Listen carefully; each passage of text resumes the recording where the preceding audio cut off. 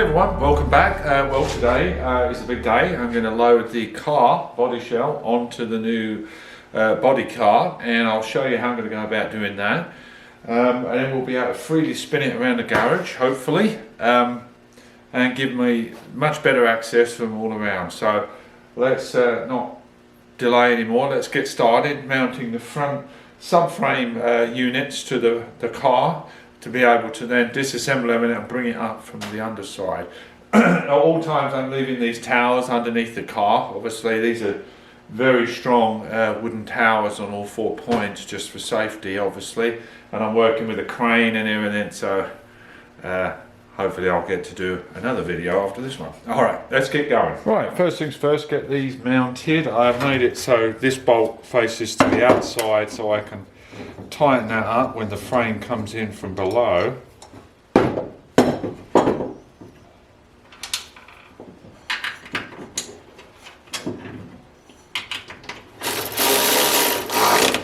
That's that one side done.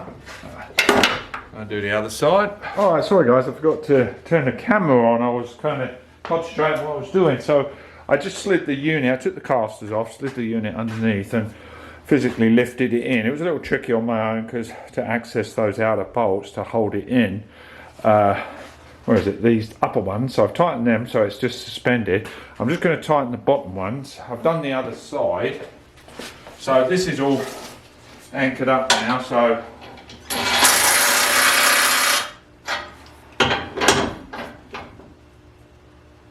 let's check the other side.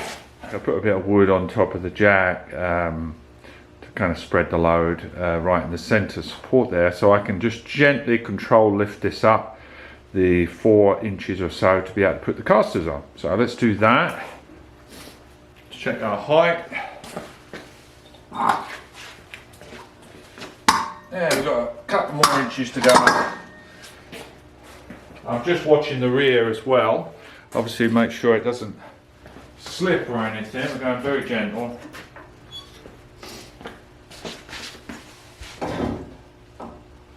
Gonna lock the caster.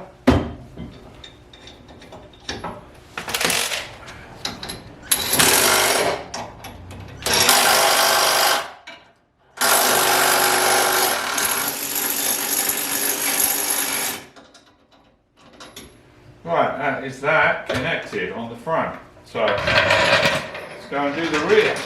Right, I went into a little unforeseen problem. My towers are going to be in the way of those that metal cross section, you see, so I'm using a crane at the back here, going through the hole through the fuel door and heavily padded so it doesn't damage in it, and I'm going to just gently lift the car, take those towers out and then reposition them further back as a double safety, because I promised my wife I wouldn't get crushed under the car this weekend.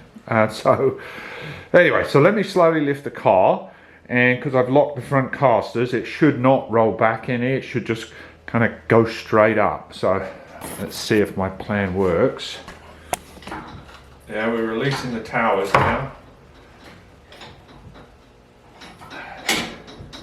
Now we're pivoting on the front alone. That's the other tower shifting on the other side.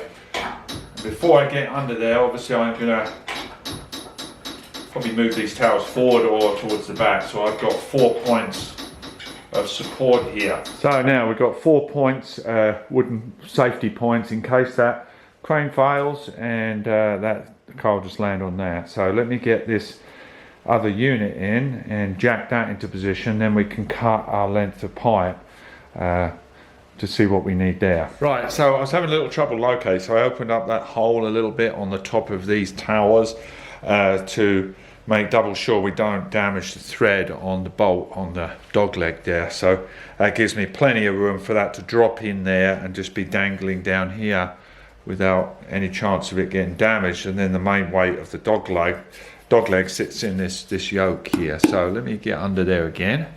I'm going to just check everything again and then start gently jacking up, and then we'll get our casters on, and then we can measure our rod to slide our rod on and then tighten everything together.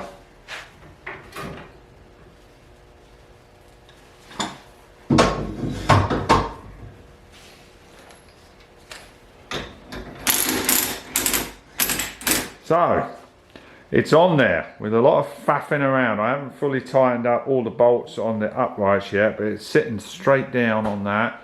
And as far as the centre support, that needed cutting down to 38.5 inches. So quite a bit off of that. And that ties that together. What I would do in the future, and I may still make them up, is a couple of extra casters. Not so much for weight bearing, but to be able to set the car on it. This was a royal pain because obviously it started to do this business, you know, tilting, and I had to block it and jack it to get that bar in line. So if I had 2 more casters in there, that would have made it a ton easier. And also I spent a lot of time making sure that the 2 threaded bolts coming down from the dog legs didn't get galled inside the hole. That's why I drilled them out a little bigger. So let me tidy up here, get these towers out of the way, unlock the wheels, tighten everything down and see what happens. I've unlocked everything, I've tightened everything, make sure the nuts are tightened up. Let's see how well it rolls, shall we? This is the first time I've rolled it, I'm not lying. As you can see, it is where it is, so let's just see, shall we? Let me get on the other side and push it.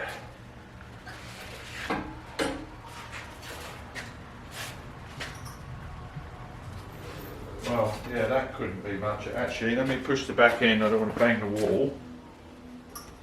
Get the caster. Caster's a little bit bound up there. But yeah, that's pretty easy. Lovely job.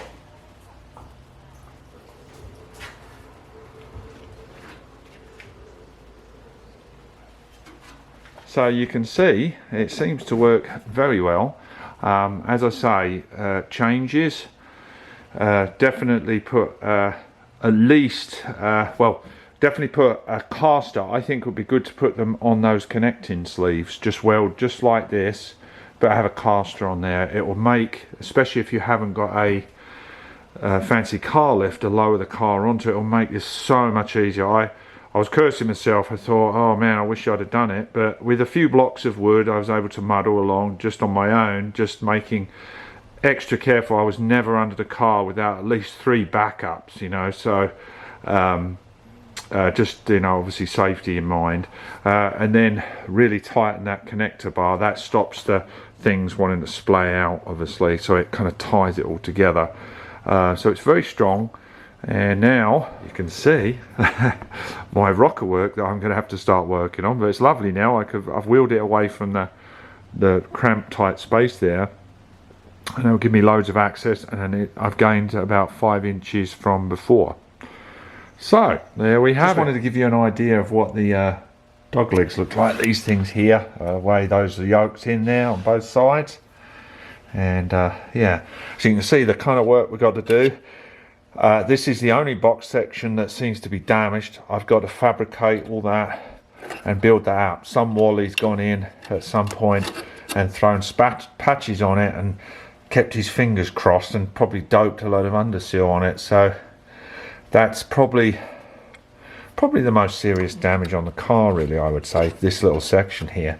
The other side is perfectly fine. I've checked under the underseal and it seems to be fine, but obviously I'll double check that, and eventually we'll turn this baby on its side and assess the underside. All of this area seems completely fine. That floor pan is essentially fine. There's a little rust on this floor pan on the edge, and also we've got some rocker damage that I have my donor car for. You probably want to see the final working height. We've got 28 inches to the bottom of the door.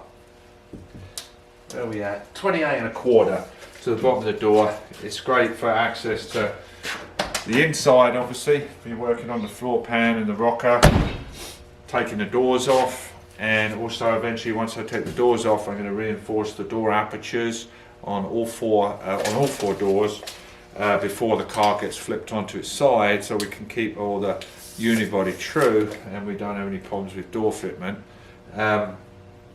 And obviously all the panels, the fenders, the doors, trunk lid, hood, all that stuff is going to go down to the shop and be finished, stripped and finished and all that down there, you know, epoxy primered and all that good stuff. And the only thing that on the body is obviously all the door apertures, the roof, trunk lid, and not trunk lid, the rear fenders. So anyway, that's not for this video, talking about paint so much. So anyway, there you go. So that's it for today. Hope you enjoyed the video. I'm gonna have a good tidy up now and figure out what I'm gonna do first as far as welding. Probably get all this front welded up, get all this section, or mount the wings, you know, dry mount the wings so we know everything, all the alignments up and good, and get the front done, and then probably seal that all in epoxy. So that's sealed off, ready to go, ready for whatever treatment down the line, you know, paint and all that good stuff. So yeah, that went well. I hope you liked the video, and please hit like, share, subscribe, and stick some comments in the comment section. I'd love to hear your feedback, anything you think I should have improved on, or all that good stuff. I'm not proud, so I'm trying to make it as safe as possible, obviously. Like I say, the only thing I think I should have done is added a couple of more casters for ease of setup, and that's pretty much it. And also those nuts on the dog legs, but some of you might connect at the rear on the shock towers, which would make it a different setup and probably easier anyway. So one more thing, it gives me a, let me, just before I go, see now we've got all that area at the back end hanging off where there's a lot of work to do under there, so I can scramble around on the rear side of the car without any stand in my way. And this is almost in line where the jacking points are, you know, and this is slightly forward of it, so we got, but the balance is good. Thanks again, guys. I'll see you in the next one. Take care. Bye bye.